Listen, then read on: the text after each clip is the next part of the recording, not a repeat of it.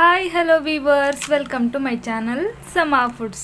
ನಾನಿವತ್ತು ಮಲೆನಾಡಿನ ಜನರು ಗಣೇಶ ಚತುರ್ಥಿಗೆ ಮಾಡುವಂತಹ ವಿಶೇಷವಾದ ಮತ್ತು ಸಾಂಪ್ರದಾಯಿಕವಾದ ಅಕ್ಕಿ ವಡೆ ರೆಸಿಪಿನ ತುಂಬಾ ಪರ್ಫೆಕ್ಟಾಗಿ ಹಾಗೆ ಗರಿಗರಿಯಾಗಿ ಹೇಗೆ ಮಾಡೋದು ಅನ್ನೋದನ್ನು ಶೇರ್ ಮಾಡ್ತಾ ಇದ್ದೀನಿ. ತುಂಬಾ ಚೆನ್ನಾಗಿರುತ್ತೆ. ಜೊತೆಗೆ ತುಂಬ ದಿನ ಇದನ್ನು ನಾವು ಸ್ಟೋರ್ ಮಾಡ್ಬೋದು. ಮಲೆನಾಡಿನ ಹಲವಾರು ಸಾಂಪ್ರದಾಯಿಕ ತಿಂಡಿಗಳಲ್ಲಿ ಇದು ಕೂಡ ಒಂದು. ಈಗಂತೂ ಇದು ತುಂಬ ಅಪರೂಪ ಆಗೋಗಿದೆ. ತುಂಬ ಜನರಿಗೆ ಈ ರೆಸಿಪಿ ಬಗ್ಗೆ ಗೊತ್ತೇ ಇಲ್ಲ. ಹಾಗಾಗಿ ವಿಡಿಯೋ ತುಂಬ ಇಂಟ್ರೆಸ್ಟಿಂಗ್ ಆಗಿದೆ. ವಿಡಿಯೋನ ಪೂರ್ತಿಯಾಗಿ ಸ್ಕಿಪ್ ಮಾಡದೆ ನೋಡಿ. ಈ ಗರಿಗರಿಯಾಗಿರೋ ಅಕ್ಕಿ ವಡೆನ ಮಾಡೋದಕ್ಕೆ ನಾನಿಲ್ಲಿ ಒಂದು ರಾತ್ರಿ ಅಕ್ಕಿನ ನೆನೆಸಿಟ್ಕೊಂಡಿದ್ದೀನಿ. ಹಾಗೆ ಸ್ವಲ್ಪ ಉದ್ದಿನಬೇಳೆ ಸಹ ನೆನೆಸಿಟ್ಕೊಂಡಿದ್ದೀನಿ. ಇಲ್ಲಿ ತೋರಿಸ್ತಾ ಇರೋಂತಹ ಕಪ್ಪಿಂದ 4 ಕಪ್ಪು ಅಕ್ಕಿ ಜೊತೆಗೆ ಅದೇ ಕಪ್ಪಲ್ಲಿ 1/4 ಕಪ್ ಆಗುವಷ್ಟು ಉದ್ದಿನ ಕಾಳನ್ನು ನೆನೆಸಿಟ್ಕೊಂಡಿದ್ದೀನಿ. ಅಕ್ಕಿನ ರಾತ್ರಿ ನೆನೆಸಿದ್ದೆ, ಉದ್ದಿನ ಬೇಳೆನ ಬೆಳಗ್ಗೆ ನೆನೆಸಿಟ್ಟಿದ್ದೀನಿ. ನಾನಿಲ್ಲಿ ತಗೊಂಡಿರುವಂಥದ್ದು ರೇಷನ್ ಅಕ್ಕಿ. ಇಲ್ಲಿ ಜನರು ಇದನ್ನು ದೋಸೆ ಅಕ್ಕಿ ಮತ್ತು ಬೇರೆ ಬೇರೆ ಅಕ್ಕಿಗಳಲ್ಲಿ ಮಾಡ್ತಾರೆ. ಬಟ್ ನಾನಿಲ್ಲಿ ರೇಷನ್ ಅಕ್ಕಿಯನ್ನು ಬಳಸ್ಕೊಂಡು ಈ ರೆಸಿಪಿನ ಮಾಡ್ತಾ ಇದ್ದೀನಿ. ಈಗ ನೆನೆಸಿಟ್ಕೊಂಡಿರುವಂತಹ ಅಕ್ಕಿನ ಒಂದು ಕಾಟನ್ ಬಟ್ಟೆ ಮೇಲೆ ಒಂದು ಅರ್ಧ ಗಂಟೆ ಫ್ಯಾನ್ ಕೆಳಗೆ ಒಣಗಿಸ್ಕೋಬೇಕು. ತುಂಬ ಅಕ್ಕಿ ಒಣಗೋದು ಏನು ಬೇಡ, ಇನ್ನೂ ಸ್ವಲ್ಪ ಅದರಲ್ಲಿ ಮಾಯಿಶ್ಚರ್ ಹಾಗೆ ಇರಬೇಕು.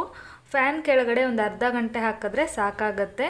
ಅದೇ ಥರ ನಾನು ಒಂದು ಕಾಟನ್ ಬಟ್ಟೆ ಮೇಲೆ ಈ ಅಕ್ಕಿನ ನೀಟಾಗಿ ಹರಿವಾಕಿದ್ದೀನಿ. ಇವಾಗ ನೋಡಿ, ಒಂದು ಅರ್ಧ ಗಂಟೆ ಆಗಿದೆ. ಅಕ್ಕಿ ಚೆನ್ನಾಗಿ ಡ್ರೈ ಆಗಿದೆ. ಅದರಲ್ಲಿರೋ ಮಾಯಿಶ್ಚರ್ ಹಾಗೇ ಇದೆ. ಈ ಥರ ಇರಬೇಕು. ಈಗ ಈ ಅಕ್ಕಿನ ಒಂದು ಮಿಕ್ಸಿ ಜಾರ್ಗೆ ಸೇರಿಸ್ತಾ ಇದ್ದೀನಿ. 2 ಬ್ಯಾಚಲ್ಲಿ ಈ ಅಕ್ಕಿನ ಗ್ರೈಂಡ್ ಮಾಡಿಕೊಂಡು ತಗೊಳ್ತೀನಿ. ಇಲ್ಲಿ ನೋಡಿ, ಅಕ್ಕಿನ ಗ್ರೈಂಡ್ ಮಾಡಿರೋವಂಥದ್ದು ಹೇಗಿರಬೇಕು ಅಂದರೆ ಚಿರೋಟಿ ರವೆ ಕನ್ಸಿಸ್ಟೆನ್ಸಿ ಇರಬೇಕು. ತುಂಬ ನೈಸಾಗಿ ನಾವು ಇದನ್ನು ಗ್ರೈಂಡ್ ಮಾಡ್ಕೋಬಾರ್ದು. ಚಿರೋಟಿ ರವೆ ಇರುತ್ತಲ್ಲ, ಆ ಕನ್ಸಿಸ್ಟೆನ್ಸಿಲಿ ಈ ಅಕ್ಕಿ ಹಿಟ್ಟನ್ನು ರೆಡಿ ಮಾಡಿಕೊಂಡು ತಗೋಬೇಕು. ಇದೇ ಥರ 2 ಬ್ಯಾಚಲ್ಲಿ ನಾನು ಗ್ರೈಂಡ್ ಮಾಡಿಕೊಂಡು ತಗೊಂಡಿದ್ದೀನಿ. ಈಗ ಅಕ್ಕಿ ಹಿಟ್ಟು ರೆಡಿಯಾಗಿದೆ. ಇದನ್ನು ಸೈಡಲ್ಲಿ ಎತ್ತಿಟ್ಕೊಂಡು ನೆನೆಸಿಟ್ಕೊಂಡಿರೋಂತಹ ಉದ್ದಿನ ಬೇಳೆನ ಮಿಕ್ಸಿ ಜಾರ್ಗೆ ಸೇರಿಸ್ತಾ ಇದ್ದೀನಿ. ಈಗ ಇದ್ರ ಜೊತೆಗೆ 1/4 ಚಮಚ ಆಗುವಷ್ಟು ಜೀರಿಗೆ, 1/4 ಚಮಚ ಆಗುವಷ್ಟು ಅಜ್ವೈನ್ ಅಥವಾ ಓಂಕಾಳು, 3 ಚಮಚ ಬಿಳಿ ಎಳ್ಳನ್ನು ಸೇರಿಸ್ತಾ ಇದ್ದೀನಿ. ಹಾಗೆ ಒಂದು ಸ್ವಲ್ಪ ಹಿಂಗನ್ನು ತಗೊಂಡಿದ್ದೀನಿ. ಜೊತೆಗೆ ಖಾರಕ್ಕೆ 2 ಒಣಮೆಣ್ಸಿನ್ಕಾಯಿನ ಸೇರಿಸ್ತಾ ಇದ್ದೀನಿ. ಇದು ಕಂಪ್ಲೀಟಾಗಿ ಆಪ್ಷನಲ್ಲು. ಸಾಮಾನ್ಯವಾಗಿ ಒಣಮೆಣ್ಸಿನ್ಕಾಯಿನ ಹಾಕದೆ ಕೂಡ ಮಾಡ್ತಾರೆ. ನಮಗೆ ಖಾರಕ್ಕೆ ಬೇಕು ಅಂತ ಹೇಳಿ 2 ಒಣಮೆಣ್ಸಿನ್ಕಾಯಿನ ಸೇರಿಸಿದ್ದೀನಿ. ಜೊತೆಗೆ ಕಲರ್ಗೆ ಸ್ವಲ್ಪ ಅರಿಶಿನದ ಪುಡಿ, ರುಚಿಗೆ ತಕ್ಕಷ್ಟು ಉಪ್ಪನ್ನು ಸೇರಿಸ್ತಾ ಇದ್ದೀನಿ. ಇಲ್ಲಿ ನಾನು ಸೇರಿಸಿರೋ ಉಪ್ಪು ಸ್ವಲ್ಪ ಕಡಿಮೆ ಆಗಿದೆ. ಆಮೇಲೆ ಹಿಟ್ಟನ್ನು ಕಲಿಸೋವಾಗ ಮತ್ತೊಂದು ಸ್ವಲ್ಪ ಉಪ್ಪನ್ನು ಹಾಕಿ ಕಲಿಸ್ಕೋಬೋದು. ಈಗ ಗ್ರೈಂಡ್ ಮಾಡೋದಕ್ಕೆ ಎಷ್ಟು ನೀರು ಬೇಕೋ ಅಷ್ಟೇ ನೀರನ್ನು ಸೇರಿಸಿ ನೈಸಾಗಿ ಗ್ರೈಂಡ್ ಮಾಡಿಕೊಂಡು ತಗೋಬೇಕು. ನಾನು ಈ ವಡೆನ ಫಸ್ಟ್ ಟೈಮ್ ಮಾಡಿದ್ರಿಂದ ಗ್ರೈಂಡ್ ಮಾಡಬೇಕಾದ್ರೆ ಇನ್ನೊಂದು ಸ್ವಲ್ಪ ನೀರನ್ನು ಹಾಕಿಬಿಟ್ಟೆ. ನೀವು ಆದಷ್ಟು ಕಡಿಮೆ ನೀರಲ್ಲಿ ಆ ಮಸಾಲೆನ ರೆಡಿ ಮಾಡ್ಕೊಳ್ಳಿ. ಹಾಗೆ ಹಿಟ್ಟನ್ನು ಗಟ್ಟಿಯಾಗಿ ಕಲಿಸ್ಕೋಬೇಕು. ಆದಷ್ಟು ಗಟ್ಟಿಯಾಗಿಯೇ ಕಲಸಿ. ನಾನಿಲ್ಲಿ ನೀರನ್ನು ಜಾಸ್ತಿ ಹಾಕಿ ಗ್ರೈಂಡ್ ಮಾಡ್ಕೊಂಡಿದ್ರಿಂದ ಹಿಟ್ಟು ಕಲಿಸೋವಾಗ ಸ್ವಲ್ಪ ಮೆತ್ತಗಾಯಿತು. ಈಗ ಇದನ್ನು ಮುಚ್ಚಿ ಒಂದು 2 ಅವರು ಹಾಗೆ ಬಿಟ್ಟಿದ್ದೆ. ಈಗ ಇದು ಇನ್ನೊಂದು ಸ್ವಲ್ಪ ಗಟ್ಟಿಯಾಗಿರುತ್ತೆ. ಇನ್ನೊಂದು ಸಲ ಇದನ್ನು ಚೆನ್ನಾಗಿ ಮಿಕ್ಸ್ ಮಾಡಿಕೊಂಡು, ಹಿಟ್ಟು ಜಾಸ್ತಿ ಆಗಿರಬೇಕಾದ್ರೆ ಎಲ್ಲನೂ ಒಟ್ಟಿಗೆ ನಮಗೆ ನಾದ್ಕೊಳ್ಳೋಕ್ಕೆ ಕಷ್ಟ ಆಗುತ್ತೆ. ಹಾಗಾಗಿ ಸ್ವಲ್ಪ ಸ್ವಲ್ಪ ಹಿಟ್ಟನ್ನು ತಗೊಂಡು ಈ ಥರ ನೀಟಾಗಿ ನಾದ್ಕೊಂಡ್ರೆ ಹಿಟ್ಟು ತುಂಬ ಹದವಾಗಿ ಬರುತ್ತೆ. ಈ ಥರ ಚೆನ್ನಾಗಿ ನಾದ್ಕೊಂಡು ಪೂರಿ ಮಾಡ್ತೀವಲ್ಲ, ದೊಡ್ಡ ಸೈಜ್ ಪೂರಿ, ಅಷ್ಟು ಉರುಳಿನ ಮಾಡಿಕೊಂಡು ತಗೋಬೇಕು. ಸ್ವಲ್ಪ ಸ್ವಲ್ಪನೇ ಹಿಟ್ಟನ್ನು ತಗೊಂಡು ಚೆನ್ನಾಗಿ ನಾದ್ಕೊಂಡು ಈ ಥರ ಹುರುಳಿ ಮಾಡಿಕೊಂಡು ರೆಡಿ ಇಟ್ಕೋಬೇಕು. ಹಾಗೆ ಇದನ್ನು ಒಣಗೋದಕ್ಕೆ ಬಿಡಬಾರ್ದು. ಇದ್ರ ಮೇಲ್ಗಡೆ ಒಂದು ಟವಲನ್ನು ಮುಚ್ಚಿರಬೇಕು. ಈಗ ಒಂದು ಆಯಿಲ್ ಕವರನ್ನು ತಗೊಂಡಿದ್ದೀನಿ. ಅದ್ರ ಮೇಲ್ಗಡೆ ಒಂದು ಸ್ವಲ್ಪ ಎಣ್ಣೆನ ಸವರ್ಕೊಳ್ತಾ ಇದ್ದೀನಿ. ಜೊತೆಗೆ ಇನ್ನೊಂದು ಕವರನ್ನು ಕೂಡ ತಗೊಂಡು ಅದಕ್ಕೂ ಕೂಡ ಸ್ವಲ್ಪ ಎಣ್ಣೆನ ಸವರಿಟ್ಕೊಂಡಿದ್ದೀನಿ.